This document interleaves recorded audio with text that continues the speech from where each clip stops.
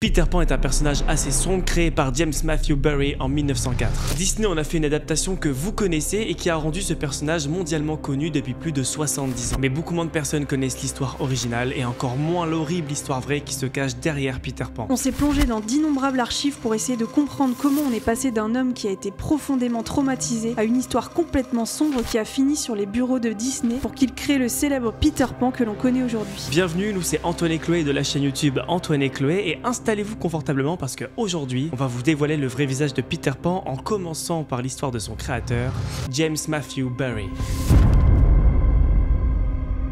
L'histoire commence en Écosse, plus précisément à Kirriemuir, désolé pour mon anglais. Le 9 mai 1860, James vient de naître. Il grandit dans une famille nombreuse et il voue une admiration sans limite à son frère aîné, David, qui est un garçon talentueux. Le grand frère idéal finalement. La mère de James, Margaret, lui lisait beaucoup d'histoires d'aventure, ce qui a contribué à son amour pour la littérature, l'écriture et les histoires. Alors que James a 7 ans et son frère en a 13, un terrible accident frappe la famille. Le frère de James meurt dans un accident de patinage sur un lac gelé. Leur mère est alors anéantie et ne s'en remettra jamais. Après la mort de son frère, James devient invisible aux yeux de sa mère. Elle ne s'occupe plus de lui et elle sombre alors dans une dépression. Cette dépression, en plus de la mort de son frère, va marquer James profondément. On se rend pas compte, mais à ce moment précis, toute sa vie, ses choix et son histoire seront guidés par ces éléments. Bon, avec tout ça, James, il a 7 ans et il a qu'un seul objectif. Retrouver les rares années heureuses et idéalisées qu'il a connues avant la mort de son frère. Parce qu'on va pas se mentir, après ce drame, c'est un peu la cata à la maison. Il y a même un jour où la grande sœur de James, elle lui a dit écoute, va voir maman parce qu'elle est en train de pleurer et tout, la pauvre en plus elle était toute seule dans le noir. Alors du coup James il y va, il rentre dans la pièce, il s'approche de sa mère pour lui faire un câlin et sa mère elle lui dit est-ce toi? Et lui il lui a dit non ce n'est pas lui, ce n'est que moi. En écoutant ça, sa mère elle s'est mise à hurler. Ouais, je vous ai dit, c'était un peu la cata, hein. Étant donné que la mère de James ne le calcule plus, il va prendre une décision assez troublante. Et juste avant, retenez bien ce chiffre. Bah, pour l'instant ça vous dit rien, mais tout à l'heure vous allez bien comprendre. Vous allez voir, c'est...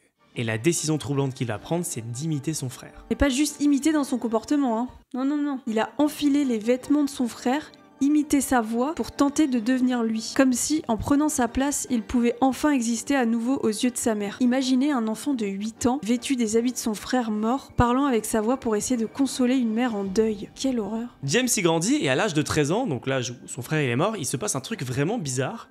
Il arrête de grandir.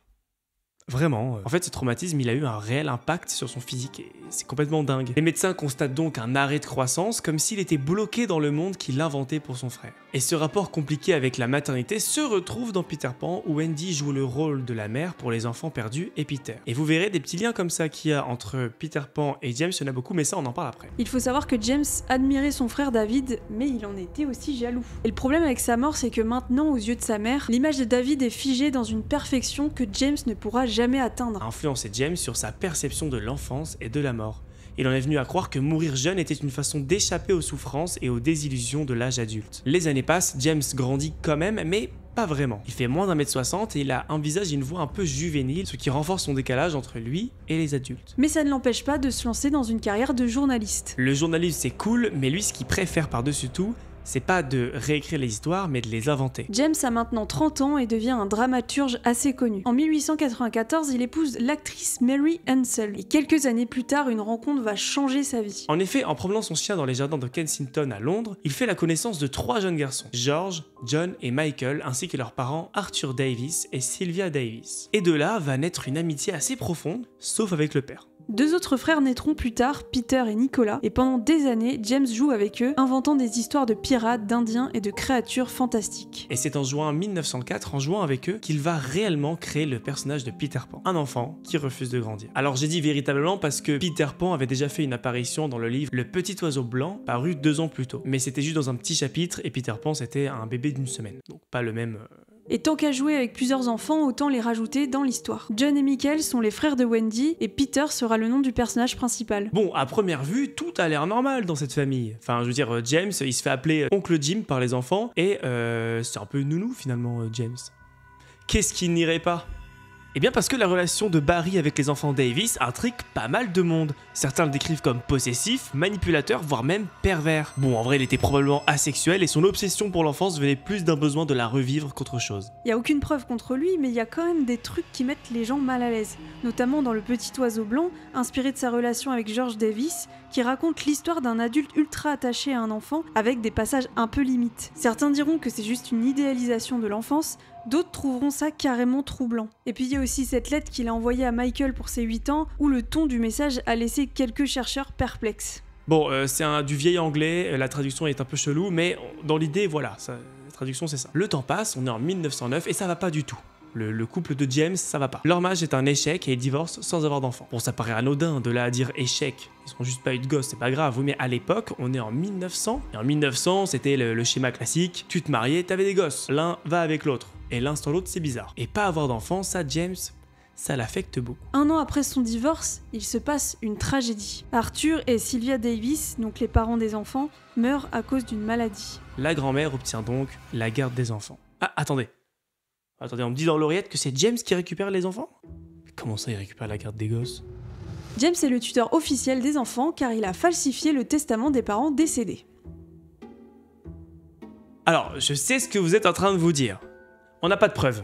Ça sert à rien d'imaginer des trucs, on sait pas. Est-ce qu'il aurait falsifié les documents pour garder la garde des enfants? En tout cas, une chose est sûre, l'histoire ne s'arrête pas là. James se retrouve, comme Peter Pan d'ailleurs, tiens, comme c'est bizarre, à la charge des 5 garçons perdus, ce qu'il avait toujours appelé mes garçons. Je sais pas si vous vous rappelez, mais dans Peter Pan, les enfants perdus, ils sont 6. Et là, il y en a que 5 des gosses. Mais vous en faites pas, car plus tard, James va avoir la garde de son filleul, Peter Scott. Bon, maintenant qu'on en sait plus sur les enfants perdus, il faut qu'on en sache aussi sur Peter Pan, qui est quand même le personnage principal de notre histoire. Peter Pan, qu'est-ce que ça signifie? D'où ça vient? Peter fait référence à l'un des garçons comme on l'a dit tout à l'heure, et Pan référence à la mythologie grecque. Pan c'était un dieu de la nature qui avait une flûte, un dieu qui était à la fois vénéré et craint par son pouvoir de semer la panique. Chez Disney, Peter vit dans la nature et il est habillé en vert avec des feuilles et il joue de la flûte. Ah, ils sont forts chez Disney, mais n'allons pas trop vite. En décembre 1904, la pièce de théâtre Peter Pan où le garçon qui ne voulait pas grandir rencontre un immense succès auprès des familles londoniennes. Mais il y a un problème dans la pièce.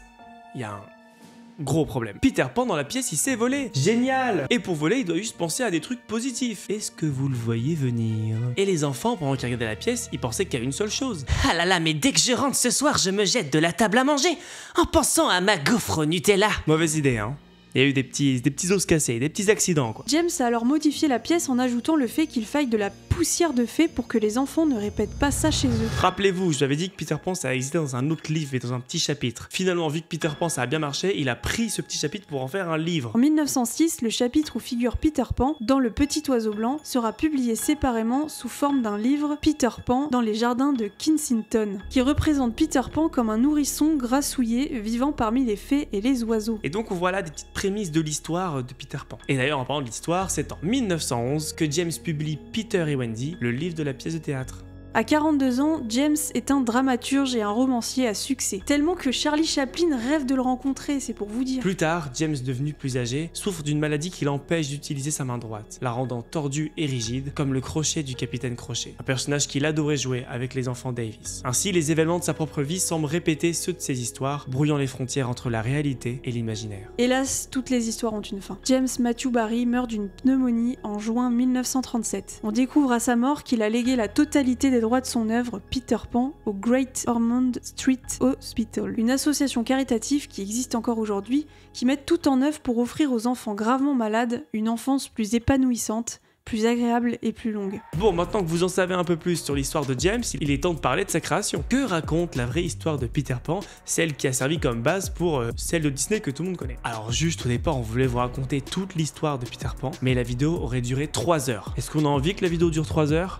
Non. Par contre, on n'oublie pas ce chiffre, 93,9%. Retenez-le bien, ça va nous servir pour la suite. En gros, l'histoire de Peter Pan de base ressemble à celle de Disney, en bien plus sombre, avec 40 fois plus d'aventures. Donc on va plutôt se concentrer sur les énormes différences qu'il y a entre les deux Peter Pan, pour vous montrer à quel point ce n'est pas celui qu'on croit. Déjà, Peter, c'est un mauvais garçon, égoïste et meurtrier. Déjà... Et pourquoi il est devenu comme ça? Eh bien, Peter Pan a été abandonné. Un jour, il est parti, convaincu que sa mère laisserait toujours la fenêtre ouverte pour lui. Mais quand il est revenu, la fenêtre était fermée, des barreaux l'empêchaient d'entrer. Et un autre enfant dormait à sa place, sa mère l'avait oublié. Ou juste elle a mis des barreaux pour pas que son deuxième gosse saute par la fenêtre. Mais du point de vue de Peter, sa mère l'a oublié. Et ce moment a tout changé pour lui. Si sa propre mère pouvait l'oublier, alors toutes les mères pouvaient le faire. Il a tiré une conclusion brutale, les adultes ne sont pas dignes de confiance, ils trahissent et abandonnent. Peter Pan s'est inspiré de 3 choses. Le folklore écossais qui contient de nombreuses références à des fées, les histoires racontées par la mère de James et sa vie personnelle. L'histoire commence par nous raconter l'enfance de Wendy Darling. Sa mère lui racontait souvent des histoires avant de s'endormir, ainsi qu'à ses 2 frères John et Michael. Peter Pan écoutait secrètement ces histoires tous les soirs parce que lui, il n'en connaît pas car il n'a pas de maman pour lui en raconter. Mais aussi parce que Peter espionne la famille Darling depuis un petit moment, parce qu'il projette de voler les 2 frérots de Wendy. Au top ce Peter! Alors je sais pas si vous avez remarqué, mais j'ai bien dit qu'il voulait voler que les 2 garçons. Que oui, les enfants perdus, ce sont que des garçons. Pourquoi alors? Bah tout simplement parce que Peter, il n'aime pas les filles.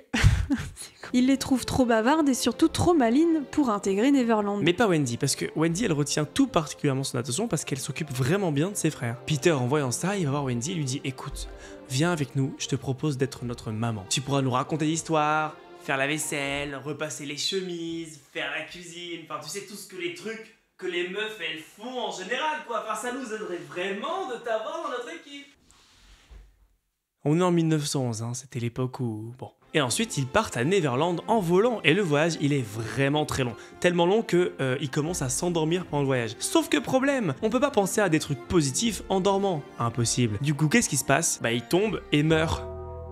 Mais en fait, la notion de mort, elle est un peu bizarre au Neverland, c'est pas vraiment ça. Et puis en plus de ça, Peter, en voyant ça, il se tape des gigabars. Ça le fait trop rire de voir les gens tomber. Mais ne vous en faites pas, parce que des fois, il plonge et hop, il les rattrape in extremis. Qu'est-ce qu'il est sympa, ce Peter. Et Peter, il aime se vanter de manière excessive et prétentieuse, en cherchant à impressionner les autres et en mettant en avant ses réussites, ses qualités ou ses actions. Peter, il a juste un énorme problème d'ego.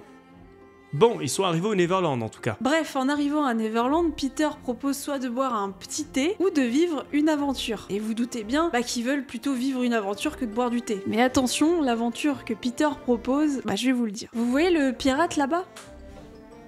On peut aller le tuer si vous voulez.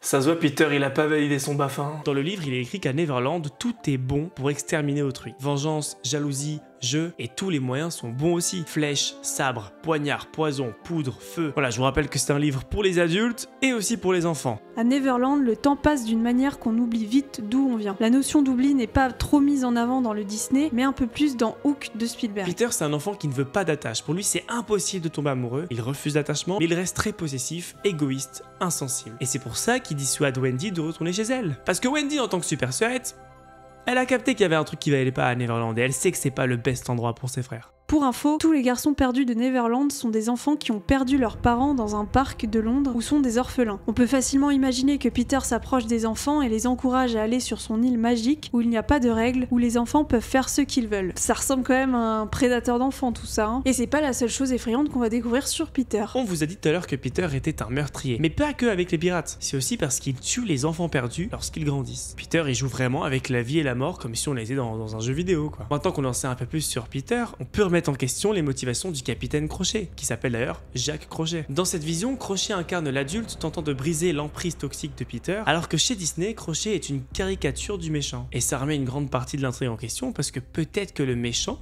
n'est pas celui qu'on croit. Et en parlant de méchant, à votre avis, pourquoi Peter a coupé la main de Crochet et l'a donné à bouffer au croco? Eh bien tout simplement parce que ça faisait rire les enfants perdus. C'est hilarant ça, Peter. Bon, en attendant, Wendy et ses frères sont bloqués sur l'île. Parce que dans le Disney, ils restent à Neverland une soirée, alors que dans l'histoire de James, c'est plusieurs semaines. Alors j'imagine pas les parents. En plus, Wendy, c'est vraiment la boniche, quoi. Elle cuisine, elle coud, elle raconte des histoires. Et évidemment, elle pense de temps en temps à ses parents, ce qui est normal. Parce que John, son petit frère, de moins en moins, il arrive à se souvenir de ses parents. Et Michael, n'en parlons pas, il pense que sa mère, c'est Wendy. Donc lui, il a complètement perdu la mémoire. Ok, Wendy, là, ça y est, elle en a vraiment marre. Elle va voir Peter, elle lui dit « Peter, est-ce que tu peux nous ramener? Ça va pas du tout ici. » Et Peter lui répond 93,9%. Le fameux chiffre. Je vais vous expliquer à quoi correspond ce chiffre et je ne vais pas passer par 4 chemins. 93,9%, c'est le nombre de personnes qui regardent nos vidéos sans être abonnés. Merci YouTube de nous mettre en avant comme ça, merci aux 1000 personnes qui se sont récemment abonnées avec la vidéo de Pocahontas. Mais les autres là, les 93,9%, ne faites pas comme tout le monde, ne soyez pas fondus dans la majorité. Venez et faites partie des 6%. Allez, on s'abonne. Bref, Wendy demande à Peter s'il peut la ramener chez elle et Peter lui répond contre toute attente, oui. C'est pas une blague, il lui dit oui. Serait-ce un moment de lucidité, Peter? Bon, sauf qu'en attendant, ils sont attaqués par les pirates. Bref, il se passe plein d'aventures et Peter transperce Crochet avec son couteau et le fait dévorer par le crocodile. Waouh, Peter a éliminé son pire ennemi finalement. Et qu'est-ce qu'il va faire? Il va prendre sa place et il va devenir encore plus mauvais. Clochette aide Wendy et ses frères à retourner chez eux et en arrivant, ils se couchent dans le lit comme si de rien n'était. La mère et le père, quand ils les voient, ils sont choqués, ils y croient pas et ils se font un méga câlin et tout. Et la famille se retrouve et au loin, de l'autre côté de la fenêtre, on retrouve Peter qui regarde la scène. Et sachez que les parents vont adopter les 6 enfants perdus. Mais pas Peter, parce que quand ils ont demandé à Peter si il voulait venir, Peter il a dit non, mais genre pas en mode non, je préfère rester au pays. Il leur a dit non méchamment. Chaque année, Peter revient voir Wendy, mais il oublie tout. Il ne se souvient ni de Crochet, ni de Clochette, juste de sa fuite, de son refus de grandir. Jusqu'au jour où Wendy est devenue adulte, maman d'une petite fille, Jane. Alors Peter l'emmène à Neverland pour qu'elle prenne la place de sa mère. Puis Jane est devenue mère à son tour, et sa fille Margaret prit le relais. Encore et encore, génération après génération, toujours la même histoire, toujours une petite fille pour jouer à la maman. Côté Disney, Walt il connaissait bien le personnage de Peter Pan. Parce qu'en fait, Walt, quand il était enfant, il a joué dans la pièce de théâtre Peter Pan. C'est fou ça. Elle est dingue cette anecdote. Il adorait ce personnage un peu fou, et quand il décide d'en faire un film, il veut une version qui parle encore plus aux enfants. Résultat, Peter et la fée Clochette deviennent des figures emblématiques du studio Disney. Parce que je sais pas si vous avez remarqué, et ça si vous savez pas, alors là c'est fou, mais à chaque fois que vous regardez un dessin animé, vous pensez quelque part à Peter Pan. Vous allez me dire, mais pourquoi tu dis ça? On veut des preuves. Ok, très bien, regardez. Voilà, donc là c'est l'intro de tous les dessins animés Disney récents, et stop, parce qu'on voit déjà à ce moment-là l'étoile qui nous mène vers Neverland. On continue, et si on regarde, et bah là, ce serait peut-être le bateau du capitaine Crochet. Et c'est pas fini, parce que si on continue un peu, et bah ça là, c'est la fée Clochette. Et ça depuis des dizaines d'années. Alors je préfère vous prévenir, on va faire un saut dans le temps, accrochez-vous. Nous avons un cap. Nous partons. Ouais, je sais, désolé pour ce coup de vieux, mais vous n'êtes pas prêts pour celui-là. Depuis toutes ces années, c'est la fée Clochette qui nous introduit la majorité des Disney qu'on a vus dans notre vie. En fait, Disney a souvent réutilisé la même animation de la fée Clochette encore et encore pour différentes intros et émissions télé. Et petite anecdote, ils se sont même auto-parodiés dans Aladdin. À partir de Peter Pan, Walt Disney impose une nouvelle façon de produire ses films. Il veut un script verrouillé et un storyboard ultra précis avant même de commencer l'animation. Et c'est une méthode qui va devenir la norme chez Disney. Peter Pan n'est pas seulement un conte merveilleux pour enfants, mais un miroir des complexités humaines et des blessures de son créateur, James Matthew Barrie. Peter Pan représente à la fois l'innocence et une forme de monstruosité enfantine, où le manque de responsabilité peut se transformer en indifférence totale aux conséquences. À travers ce refus de grandir, Barrie invite ses lecteurs à réfléchir à la valeur de l'enfance, tout en reconnaissant la nécessité de faire face à l'âge adulte. Les aventures de Peter Pan, loin d'être uniquement un divertissement pour enfants, se transforment en une métaphore des dangers d'un refus permanent de la réalité. Merci d'avoir regardé cette vidéo, et si vous aimez un peu explorer les faces cachées derrière certaines histoires que l'on croit connaître, et bah abonnez-vous à cette chaîne YouTube. Et n'hésitez pas à aller voir les vidéos qui sont juste ici. Moi, si j'étais vous, je regarderais celle-là. Elle est mieux. Ah, celle-là, elle est bien aussi, hein. Ah non, je préfère celle-là. Dans tous les cas, vous pouvez vous abonner en cliquant ici, là. Tao. Celle-là, elle est mieux. Et juste après celle-là. Celle-là, comme